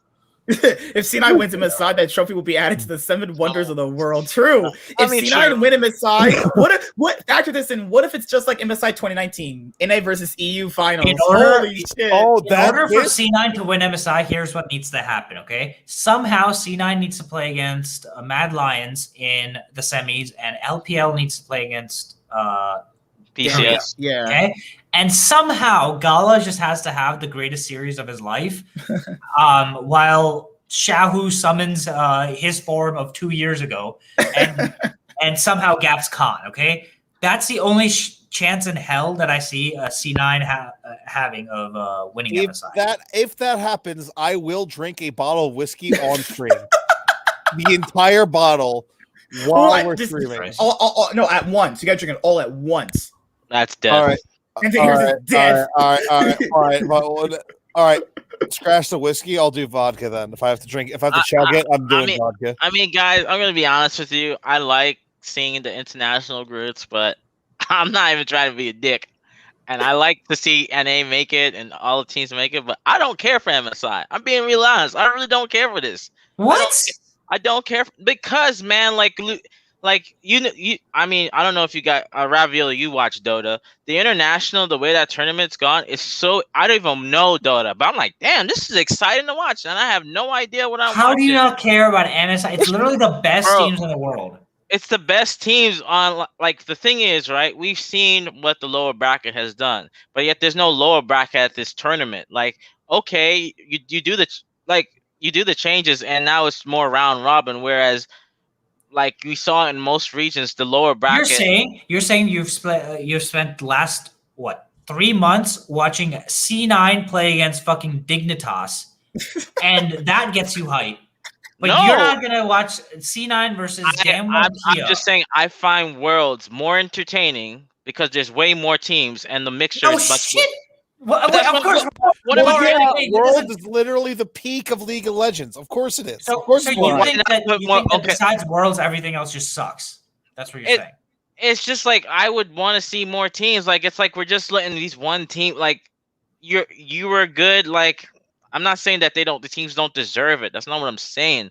It's just that I look at want more spice to it. You just want them to spice up more. That's why people like the Worlds. It's because there's more teams. Who cares that this? But that's why people like Worlds. Is that it's such a rare event that all these teams come there. We were so close to some spice here, though. If they could have just rigged it and put NA and EU in the same group, and then if Cloud9 beat Mad Lions in their group. That would actually. I don't understand why we got put in the group with fucking Korea. Like, why? Because dude, it's the first seed Korea versus first seed NA. It has to be even, right? Yeah, these groups were already set. These groups were already set up even before. These were already set. Riot's logic is, Riot's logic is, I'm not kidding. So the first seed from LPL is the same as the first seed from like fucking what is this, Russia? Personally, I'm gonna tell you the truth. This is the easiest group. This is the easiest group. If you put NA in any other group, I don't think they make it out. I really don't. Are you out of your damn mind? I don't you see think that damn one.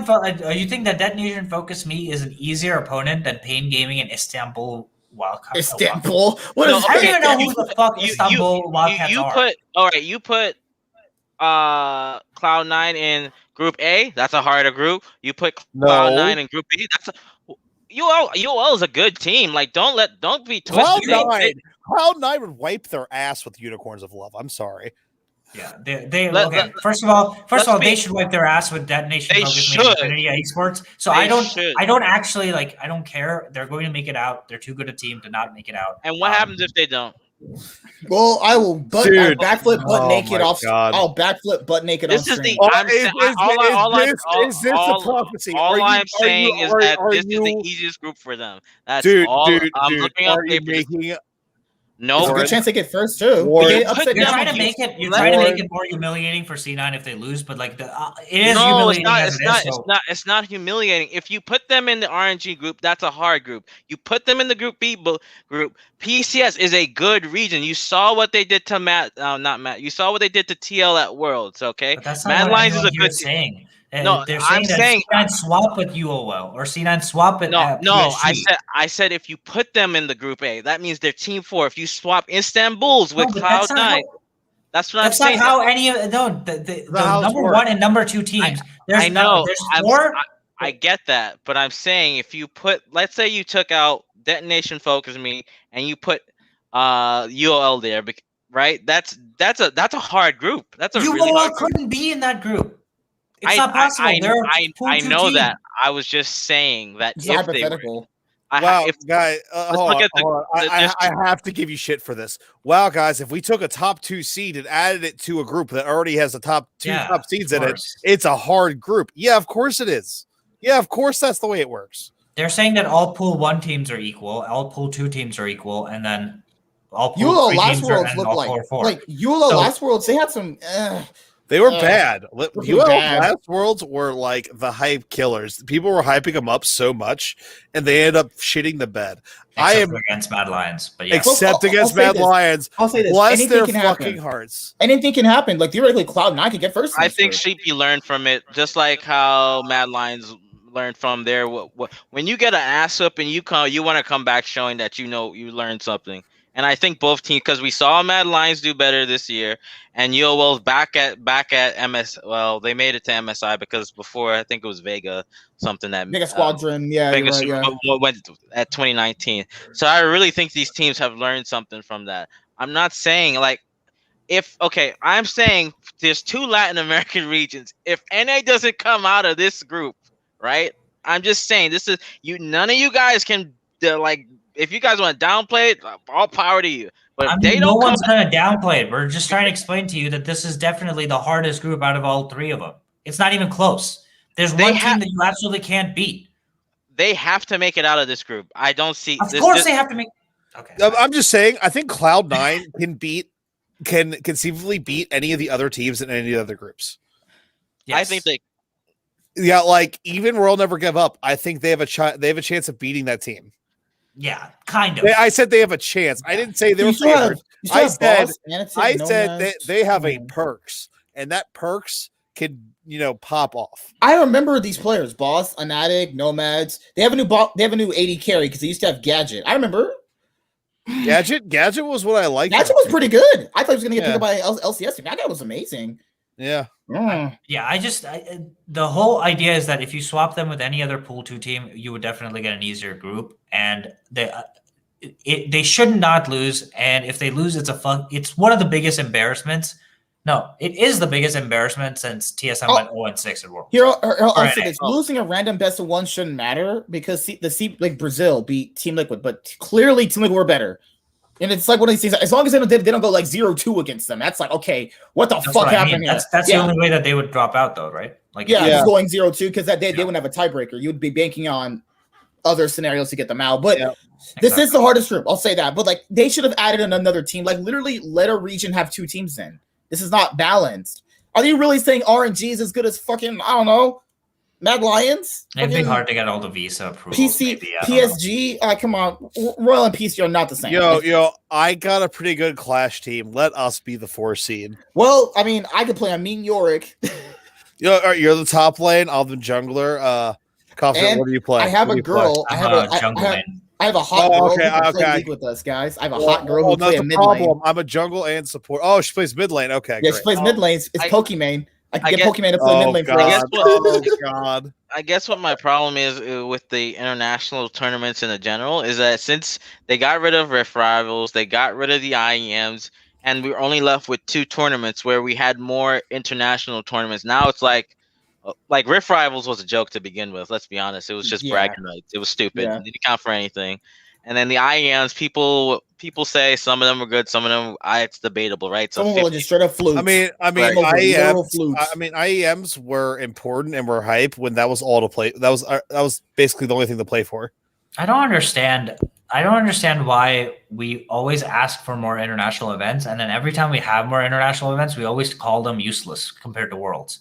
It's like, what are we trying to accomplish? Yeah, you have the whole point of international weird, like self-defeating mentality. Like, if you want something, then they give it to you. It's like, well, it's worthless. It's like, what the fuck? This is awesome. I want to see how well our best team compares with the rest of the best teams. Guys, I think we should just have one global region, and we just have all the teams and all the groups and all the regions just play each other for the whole year. I think. But the issue here is like logistics, franchising, all that. Anyways. Yeah. I mean, it's not that I'm not thankful. It's just that even in the IEMs, there's more teams. Even when I watched the IEM, there was more teams. I mean, like that's not the point of MSI. MSI is supposed to be if you're the best in your region, you get to go. It's like an accolade. It's an accolade about being the best. It's not okay to just be 2nd or 3rd seed. I don't want to see our 3rd seed at this tournament. Yeah, I really don't. But here's the thing, right? You want to see TSM here? What's wrong with you, dude? You're the best team on this planet. Let's take Gen G that won Worlds. They came out of the gauntlet, right, of that year, but then they win the World Championship. Okay, you don't win your split, but you still win the World Championship. Like, that's what I'm saying. Just because the team came first, which was, I forgot what was the team that year. It was what year? To back him up, IG was the same way. King's Own Dragon X, they were the final boss. Right? Thank you, Rabbit. IG was saying they came from a gauntlet type to win it. It's like, okay, which year? So wait, Warren. So I think that TL was better than TSM last year when they went to Worlds. I don't disagree. What do you want me to? So then, should Team Liquid have gotten the first seed of NA? And that's not what I'm talking about. That's not what I'm talking. I'm saying that you're making it seem like the 3rd team doesn't mean anything just because the first team got there. Where the for 3rd MSI, team, they don't. The MSI is not about trying to find trying to power rank the best teams in the world. That's not the point of MSI. The MSI is about comparing regional strength. I just gave you MSI is about your best team swinging their dick around. That's what it's about. They want MSI to be basically the best team at that current moment in time at that point of the year. But I just want a little spice to it. Why can't it be the best 2 teams? Because there's always really close finals. There's always really close final. We don't have the time. Like they can make time. They don't have Rift Rivals right now. What do you mean they don't have the time? They just took away Rift Rivals and they just took away the playing stage. There's time for this shit, dude. That's fine. If you want to have a bigger international event, I'm absolutely fine with that. The point that's all I wanted. I just want another team. I just want another team. Like you're telling me they can't. They just took away Rift Rivals, like MSK said. So you're telling me you can't squeeze a 2nd team in there? Like they also just took away the playing stage. All right. Fine. Team Liquid, you can come too. This is just future talk, guys. We're just talking here. It's just 4 guys. By the way, if they start doing this, I'm going to be retroactively mad as a Cloud9 fan, being like, man, we could have been at all these MSIs. Bullshit. Jensen, it should hit Hourglass back in season 7, but all of these things just make the playoffs for spring even more pointless than they already are. Like, the whole point is that when you get to go to MSI as the best team in your region, you get to rank up and you get to become a lot better comparatively to the rest of your teams in your region. And that's the incentive for a lot of these teams to care in their playoffs. If you're suddenly now having 2 or 3 teams go and none of this counts towards Worlds or none of this counts towards a bigger goal, why the fuck would Team Liquid care in the finals to beat C9? Why would C9 care? It's a trophy. Okay. Yeah, I mean, obviously they should care, but I'm saying like it gets away like it actually. I think we as fans wouldn't care. The players, yeah, exactly. I couldn't imagine a player in that position not caring though. You don't think Jack is fucking polishing that trophy in his trophy case every single? You don't think Reginald is like licking his trophies after all these many years, just going, Cloud9 tears. Yeah, exactly. I mean, okay, to be fair, you're right. The organizations and players will probably still care. They will care. We won't care. The players do care because, like, for instance, I would have loved to see Alfari gone against, say, Xiaohu or Nuguri or somebody like that. I would have loved to see that, like, just, or seeing Doinb there and seeing maybe if Rogue could have done better. These are possibilities, like just having that second team. Wait, hold on. You say if we do this, FPX would have showed up to the tournament? And they would have butt-fucked every single team there. They would have actually run the whole tournament. Doinb is not allowed anywhere near this tournament. Get that man back to China. I hate people. They're like, he's not mechanically gifted. He has to face Rookie, Knight, Cryin, Angel, Zika. The Team World Elite mid laner. He was the best player in that series besides Nuguri, by the way. He's mechanically not good enough. Yeah, imagine being not mechanically good enough against Rookie. Imagine that. And let's not. Yeah. And Doinb this whole LPL tournament played Ori, Victor, Syndra. Wow, champions that supposedly Doinb is not known for. Amazing that a pro player from China can do that, right? By the way, I just watched the Score Esports video on Doinb. Why didn't anyone tell me that Doinb's wife was that attractive? Why didn't no one tell me that? Lena's more attractive. I'll say that. Okay, I'm leaving this after. Yeah. Stop it. This guy's a fool. I'll say this. Like, no. If you put me in the NBA and I have to face LeBron, Kobe, and Steph Curry, I'm probably gonna look worse by comparison. Imagine looking worse than players better than you. It couldn't be me. Fuck. Like, if Doinb comes to NA ever, he'll just clap most people by himself. I mean, he's thinking about retiring. Think about that. Yeah, he was. He was gonna retire before he got to FPX.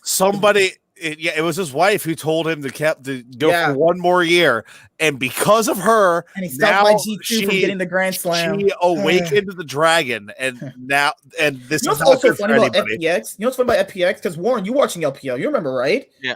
What happened to FPX's split? They lost TM because he had mental issues. They lost Bo.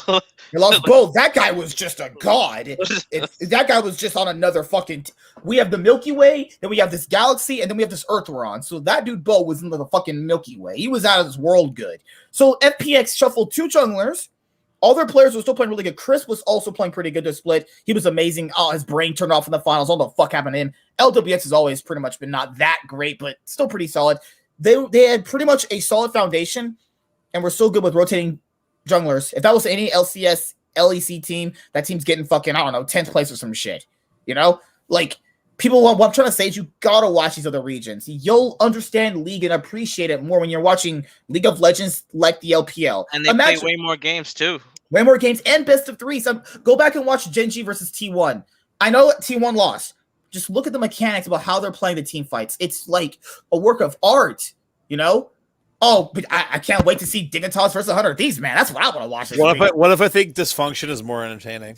Oh God, Jersey Shore of League of Legends and shit. And this is the thing is, I want to bring this up because I got about 5 more minutes left before I got to get out of here. If you don't like watching LCS or League and you think it's just bad, all these teams are just that bad, just stop watching. Just get the fuck out of here.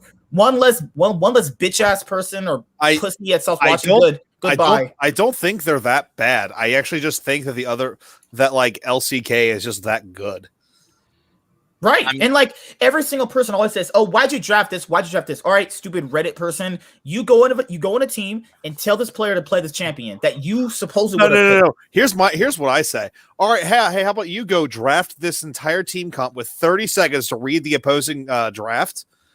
for every professional game. In a professional game under high pressure. Let's see you do it. Because that's fucking tough. It's real easy to do it from where we're sitting. Yeah. Where there's zero pressure on us. Doing it on stage has to be probably terrifying, honestly. This guy said we did no analysis. We literally broke down a draft. I'm like, what more do you want out of us? The fuck do you want? Oh, the Kofta comment. We had a comment for just Kofta last week. Why do you always irk people? You do that a lot. He irks everybody. He's doesn't irk me. Dude, he's been irking me all night. All right, you guys go outside. You handle that business outside. Oh my god. Yeah, he's really cute. He's getting married. He's not a nerd like us. He's getting married. Oh shit! He's gonna choose girls over League. He's gonna choose girls over us. How could you? Better sign that slave contract really soon, man. Sign that what contract? Oh my god! Cut the mic. So is it a destination wedding? Or are you guys staying in town? We're probably gonna get married pretty close to her, like around Detroit. Oh, you hitting the Rikers? This was actually a comment for Kofta last week. He wrote a long one, so I'll go through it kind of fast, okay? So he says at 59 minutes and 55 seconds for future reference, and this is the only timestamp. So he watched the whole thing to get to this point, and you know someone watched. They put out this timer for future reference, and this is the only timestamp I'll mention. You guys may want to do better to check your own biases. Yet he mentions you, so already kind of. I know. Just wanted to highlight. Fine. I thought that overall the comment was accurate in terms of I didn't remember exactly what Azael said at the moment of when I linked the clip. This was, by the way, the clip where I showed like Blabber pathing around all the wards to show that it was Blabber diff over Fudge over Alfari diff. I don't know if you remember that clip or not, but I remember. It was when you were trying to explain how Blabber was helping out Fudge so much so to the point where people were just kind of praising Fudge for what Blabber was doing to help his lane.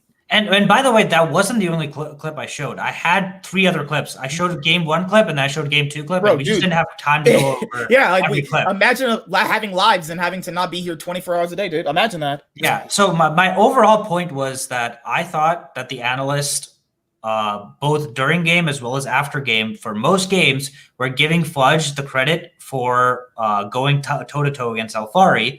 And I thought that the credit was disproportional in terms of not complimenting Blabber enough for saving the lane at the perfect time every single time. And that was my opinion. Maybe you guys disagree or agree. To be fair, in those situations, Fudge had to set up the lane so that Blabber could come in and do those things.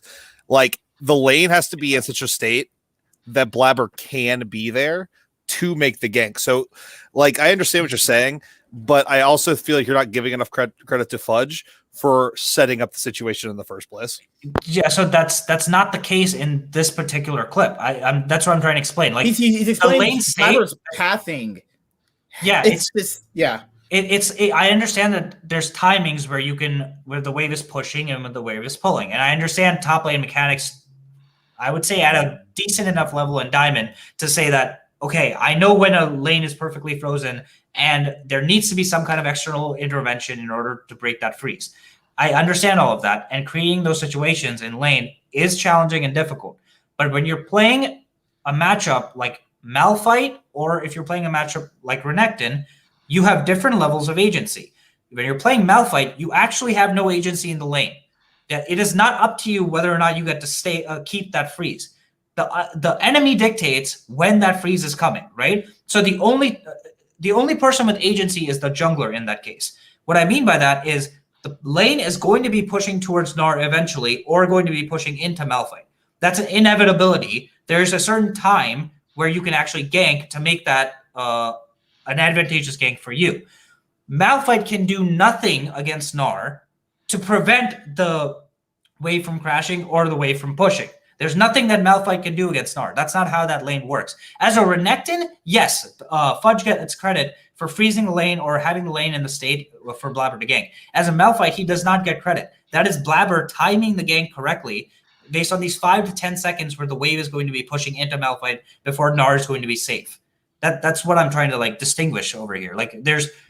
If you have the advantage in lane like Karma lane or Renekton lane, then yes, you get the credit as a top laner for setting up the gank. That was not the case here. This was just really incredible pathing. said it wasn't jungle diff, top diff, or it was team diff, or at least topside diff and comms diff. It's a team game after all. Like it's not the comment. You're more than welcome to comment anytime before messing up. But the issue here is like when most general people analyze games, right? Let's look at it this way. We're never really gonna know everything, obviously, and people make mistakes. It's actually called being a human being if most people haven't figured it out. I make mistakes every day, but I'm more or less so perfect, so it's okay. People just kind of make passes. I hate you so much. But the issue here is like I do want to say that the commenter is absolutely correct that I shouldn't have said that Azael should have commented on Blabber being the difference maker here, because in that particular clip he did comment on perfect timing of the game, which is absolutely correct. I just wish that at that time the casters were trying to show what an amazing path that was. I thought that was an exceptional pathing to take. The commenter is absolutely right about this. It's the same thing. Like people say a best of 5 is great because it's game 5 and you hear silver scrapes and shit. You go back and watch some of these best of 5s in this past; those things are dog shit. Yeah. Like, would anybody go back and watch the last year's TSM versus FlyQuest best of 5 and say that was amazing? No, because that shit was terrible. You know what I mean? It's the same thing. You know. I'll just say this: it's very hard in the middle of a broadcast like this to go back and remember every tiny detail about which clips I watch this real time. I'm just clipping whenever I see a time saying, okay, I want to redo this. I definitely got it jumbled up there and I apologize, but I hope that you guys take my overall point, my overall It's like making a YouTube video and you have everything right, but one part is wrong, and that's the only thing people focus on. Yeah. That's just stupid. Oh, I have it every day actually because I'm a fucking genius. But bullshit. Thank you, Warren. I'm glad you're on my side. You know. Hey, Warren. Oh, you're welcome. If you ever want to give someone's TSM trophies to Cloud9, hey, we're looking for a 5th one. I don't give a fuck. we're about to get one this summer. Oh, there's 5 trophies? Oh, shit. Oh, let's go. We're catching up. We're catching up to Warren's team. We'll be there, Warren. We'll be there for you, man. Oh, my God. I just need... Go ahead. Yeah, go ahead. No. Y'all just tampering. I'll just clear my throat. Fucking hell. My bad. No, you're good. I mean, I think sometimes people get a little... I know what Koft is trying to say, and the analysts, I'm going to be honest... Across regions, as much as I hate LCK, when it comes to analysis and watching the details of the game, I feel like NA kind of is like a little bit lacking since chat left. I'm being really honest with you. True. I mean, I don't get me wrong. I love Flowers shoutcasting. I think he's probably one of the best throughout the regions on a shoutcaster. But when it comes to analysis, it's not like when Jat was there, he points out these little nuances that Kofta would have shown and would have also pointed it out, and I think that's overall I think personally I think the LCS analyst desk and the broadcast really need to have a meeting and figure out what they can do to spice up, because they're also part of the reason why NA is boring to watch. A lot. Yeah, bashed a lot too. Yeah, like there's a reason why people are choosing to watch co-streams over watching the actual broadcast. But still, I mean, it's still viewership for the LCS. It still matters at the end of the day. But there's a reason people are choosing that. Like, I just hate how certain narratives go. Or people say, "Oh, pro players don't know shit." Pro players don't know shit. Yet they're on stage playing, and you're at home beating off on your computer watching them. Imagine what? What? What? Imagine like going to a Lakers game and saying, these guys don't know shit about the game while watching these better players play the game. Holy motherfuck. Thank you.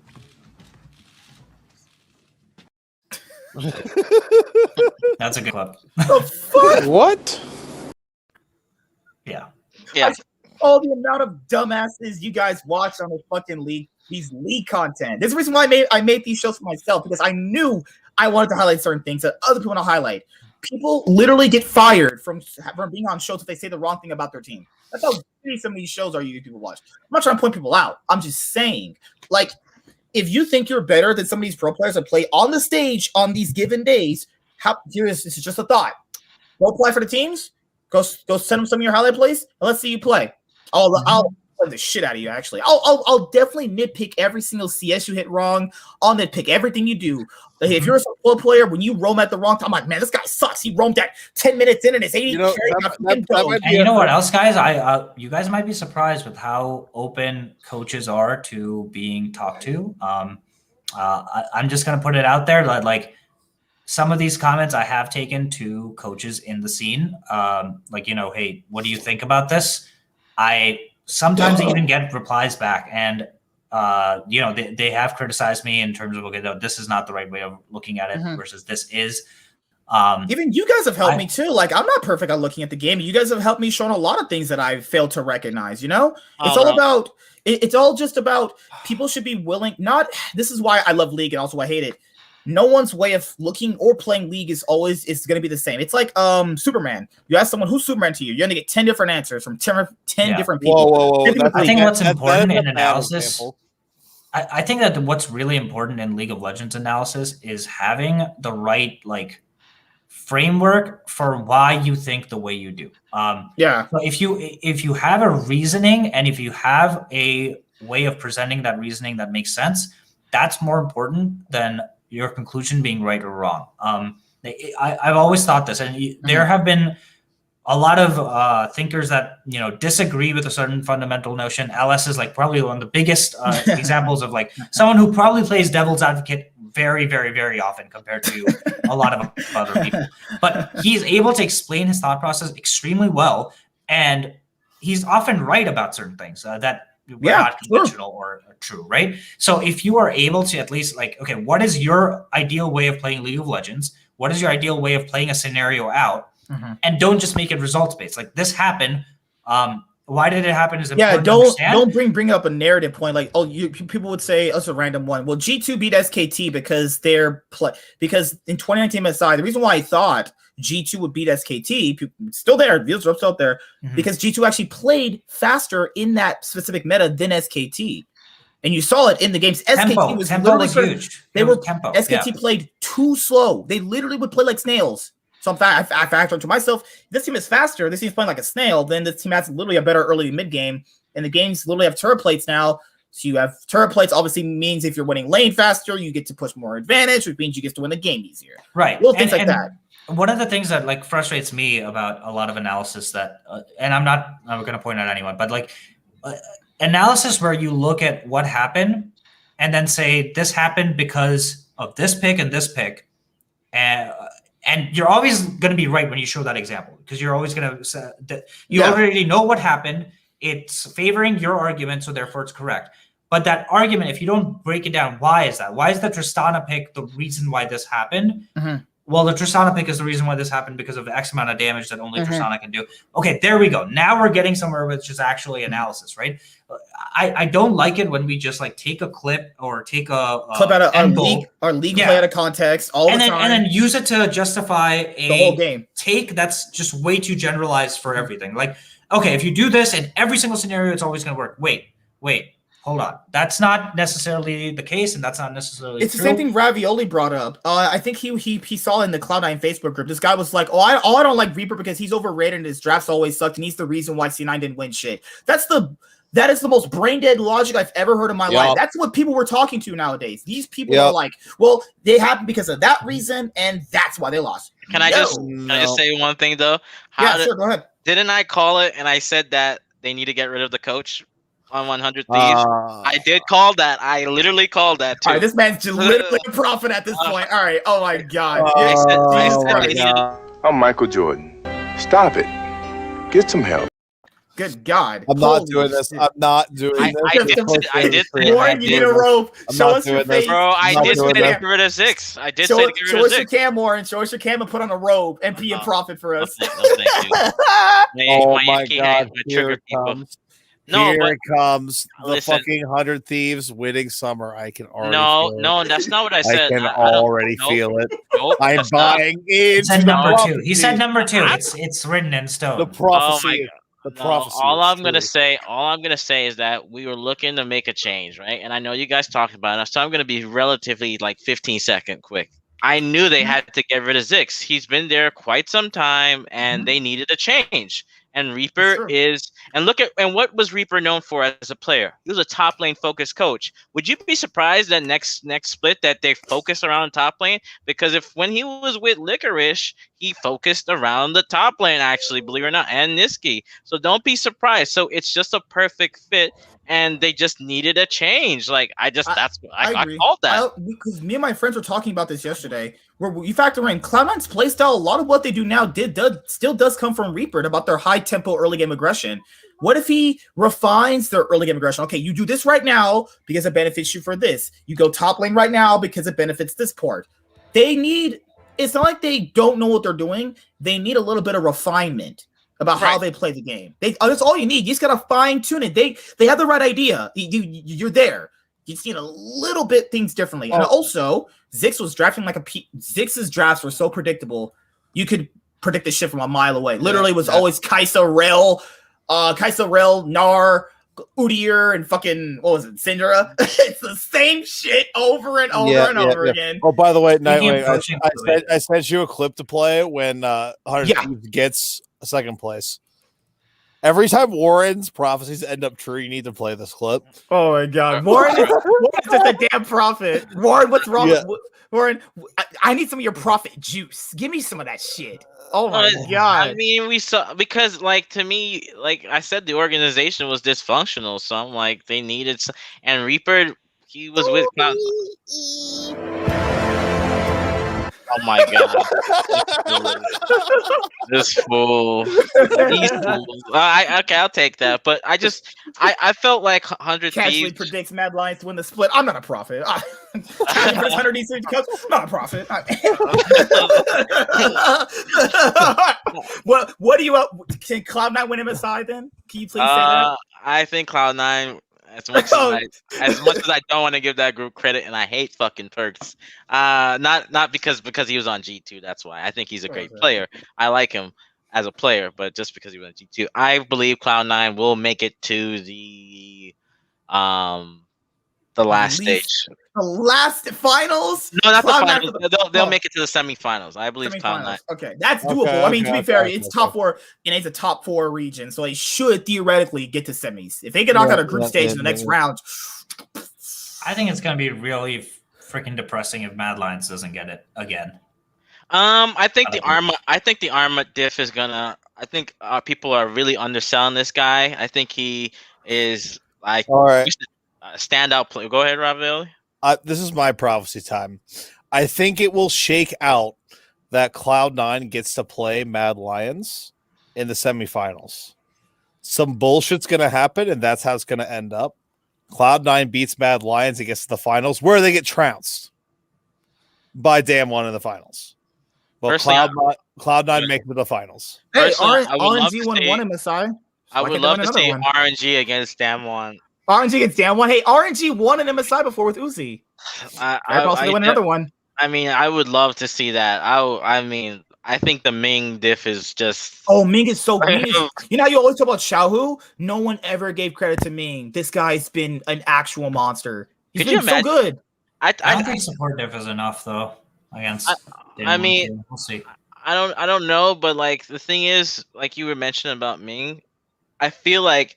Think about all those years you had to, and Uzi I heard had a terrible temper. Imagine having to lane with this dude for almost 3 years. Do you know how much you got to probably mental abuse too. Like, you have dude, Ole started drinking after playing with Double Lift. Yeah, I just drink now. What the fuck?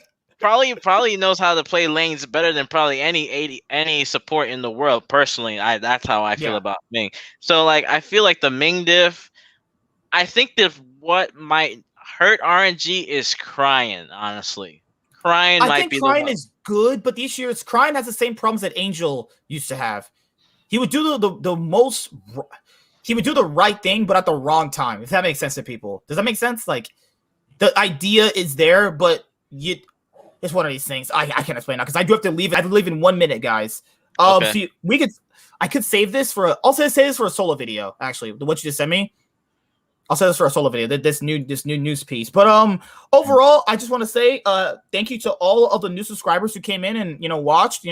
I've definitely been working on trying to grow more. Obviously, I'm glad you guys are always here. We disagree about mostly everything about this fucking game, but that's a beauty of it. We don't hate each other for it, you know. That's just nice, good conversation. Warren's a prophet. Ravioli's probably bathing in ravioli, but naked right now, and I have bitches just coming in right now. I have girls literally gonna come to that door. You don't think that with my sponsorship from Chef Boyardee that I don't have the bitches lining up around the block? Oh my god, Cops gonna get married, so he's choosing he's choosing girls over video games, and his life. Man. How could you use your life and wife for a video game? Tune before tune. Always remember that. Is there anything else you guys want to say before we head out of here? The only thing I say is Ryan Moore, who made that comment. I'm pretty sure nobody on this desk hates you, and we like interaction like that. Thank you. Engagement's fine. Yes. Disagree. Please disagree. I just want to let you know, Ryan Moore, because I think that's the guy who. We want you to keep commenting. We're not gonna attack you. We're gonna explain ourselves. We like the exchange. So I just want to make sure that that's out there in case you watch this video. Yeah, Ryan, comment more, engage, please. And on that note, will somebody please call me out for the horse shit I fucking spew out every week, please? Somebody. Man, what the fuck is you talking about? What the fuck was that? I'll do that on the show, dude. Don't worry about it. Don't worry. As you guys already know, Ravioli is a C9 apologist. T9 could literally pick a bunch of OC players for their NA org roster for a season, and Ravioli put them in first place. I guarantee it, 100%. Yeah, and the power of Cloud9. Even if that happens, they'll probably at least get second. Is the funny Oh my thing. god! As you know, Kofta gets under people's skins. Warren's a prophet. Ravioli is a C9 apologist, and I'm just a good-looking, sexy black dude with charisma and have bitches every single night. Where's a window to jump out of? Oh my god! All right. But yeah, guys, definitely comment, interact. It's always good to have new people here. You know, we're not perfect. Neither are you. Engagement's always good. And the last thing I'll say is, so before MSI happens after this week, but the next week, for the next episode, I think we'll just do a quick recap of LCS and LEC for the past, spring split, just diving into our thoughts, because we haven't had a chance to really dive into our thoughts outside of the other playoffs. There are also power rankings too, post LCS, LEC power rankings for players and shit. That sounds fun. Perks is going in A tier for mid laners, or S tier. Perks at S or A tier for mid laners. No perks, no MSI. No perks, no MSI. Yes, always have faith. No Trust sneaky the process. Trust the process. The sneaky no MSI with perks MSI. See, right? It's that Drake meme of with sneaky no MSI with Drake. You got it. We got it with finally perks. But yeah, see you guys later. I'll see you guys back here next Tuesday, 6 p.m. PST. You guys will see me in discussion videos. Me and Warren are still working on the Fnatic video. I've just been really busy, but we're gonna do it. Let's let her do it. I've just been my asshole's been getting gaped repeatedly. Okay. Every day. Night. Thanks. See you guys later. Peace. I'll say in the stream, boys. Peace.